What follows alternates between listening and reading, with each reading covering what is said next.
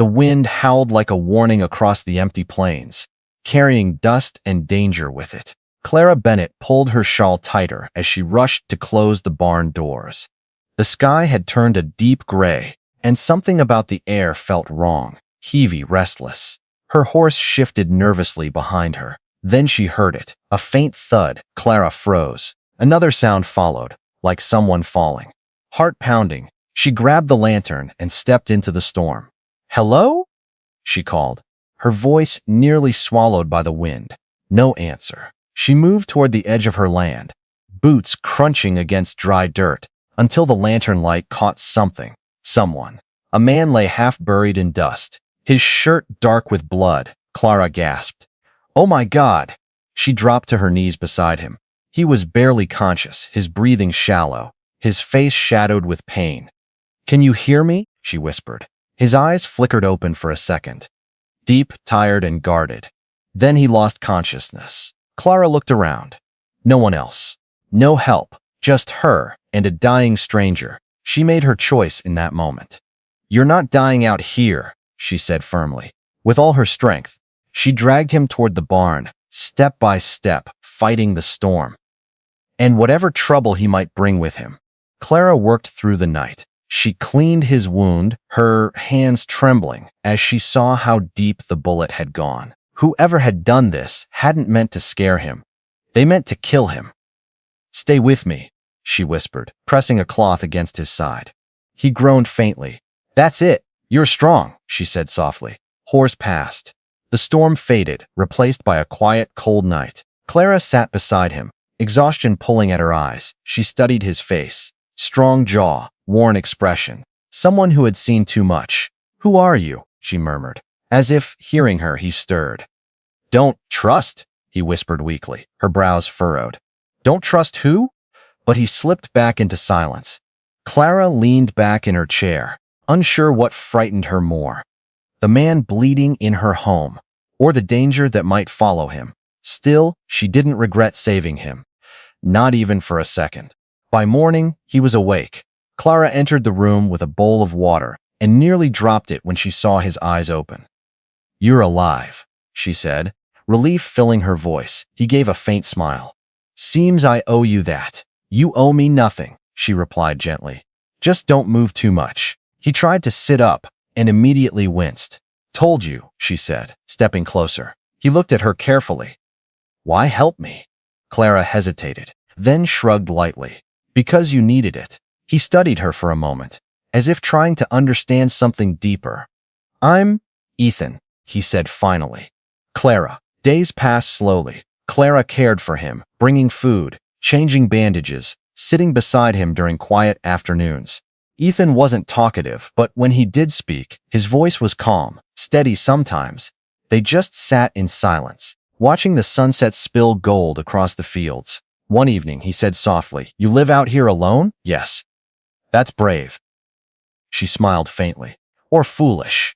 "I think it's strength," he said. Their eyes met, and for a moment, the world felt still. Something unspoken began to grow between them. A week later, Clara rode into town for supplies. The small saloon buzzed with voices when she stepped inside. "Did you hear?" a man said. "Big trouble out west. Some landowner got attacked." Clara paused. "Who?" "Name's Ethan Cole. Owns half the territory out there. Rich man. Powerful too." Her heart skipped. "Ethan, no. It couldn't be. He's missing," another added. "Some say he's dead." Clara's stomach. She quickly finished her errands and rode home, her thoughts racing. When she entered the house, Ethan was standing. Barely, but standing. "You shouldn't be up," she said sharply. He looked at her. "You went to town." "Yes." Silence filled the room. Then she asked, her voice steady but cold, "Who are you really?" Ethan didn't answer right away. That was all the answer she needed. "You lied to me," she said, hurt rising in her chest. "You're not just some stranger." "I didn't lie," he said quietly. "I just didn't say everything." "That's the same thing." Clara stepped back. "You said don't trust anyone. Maybe I should have listened." Ethan's voice softened. "Clara." "No," she cut in. "I let you into my home. I trusted you." "And I trusted you with my life," he said. The words hit her.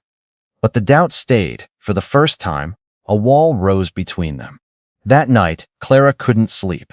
She sat by the window, staring into the dark. Finally, she heard footsteps behind her. Ethan.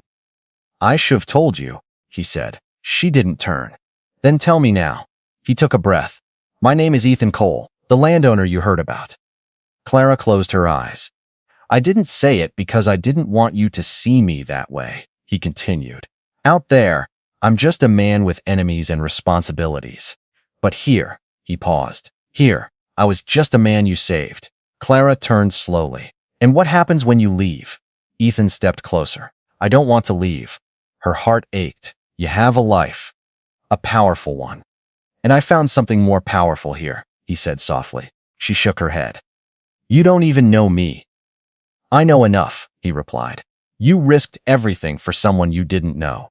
You're stronger than anyone I've met. Clara's eyes filled with tears. Why didn't you trust me with the truth? She whispered. Because I was afraid, he admitted. She looked at him, really looked this time, not as a stranger, not as a powerful man, but as someone vulnerable, just like her. The next morning, Clara saddled her horse. Ethan stepped outside. Where are you going? She hesitated.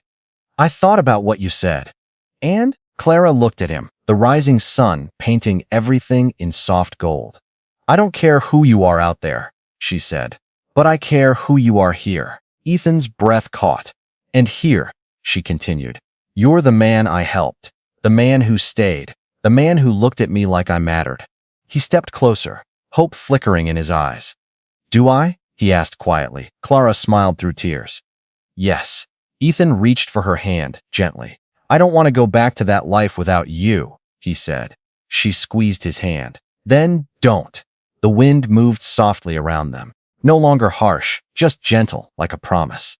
Weeks later, the land felt different. Not quieter, but fuller. Ethan had recovered, but he hadn't left. Instead, he stayed. He worked beside Clara, fixing fences, tending horses, sharing simple meals under open skies. One evening, as the sun dipped low, Clara stood by the fence, watching the horizon. Ethan walked up beside her. Beautiful, isn't it? He said. She nodded. It always was. He looked at her. But it feels different now. Clara smiled. That's because you're here. He took her hand, his thumb brushing softly against her skin. No secrets, he said. No secrets, she agreed. They stood there in silence, the world stretching wide before them. No longer lonely, no longer uncertain, just two people who had found something rare, something real. Clara leaned her head against his shoulder. And for the first time in a long time, she felt completely at home. Not because of the land, not because of the life she built, but because of the man who almost died and ended up changing everything.